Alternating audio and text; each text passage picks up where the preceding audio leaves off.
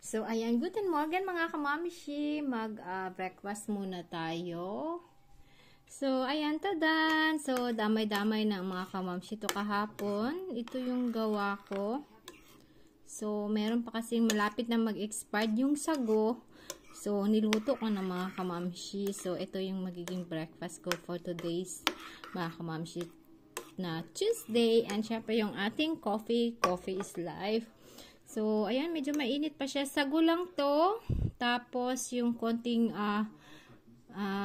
malagkit na powder. And, konting mais. Tsaka itong may violet is nilagyan ko lang ng yung ubi na flavor mga kamamshi. So, ayan. So, sabi satisfied talaga. Ang sarap mga kamamshi. So, bahala na lang kayo mag-adjust mga kamamshi, oh. Basta kain muna ako. Kunti lang naluto ko nito.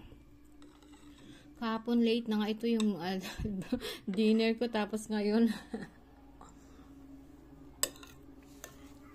so, meron pa to later mga kamamshi, dinner ulit.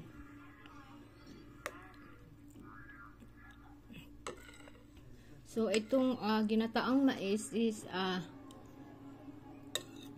hindi naman siya gaano matamis mga kamamshi. Konti lang sugar nilagay ko. Nagsasayang lang kasi akong tapon ko yung sago. So, ayan. Sarap.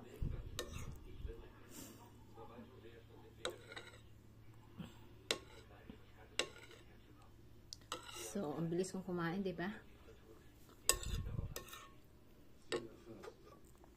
So, coffee time mga kamamshi.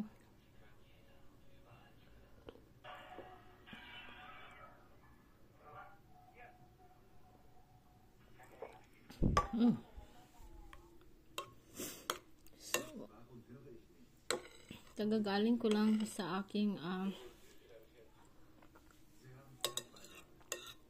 ganap everyday mga kamamshi.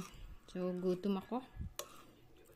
Nina pa ako gising 5 o'clock mga kamamshi, and now magna 9 PM na. So, kain muna bago ako magluto. So, ciao ciao mga kamamshi.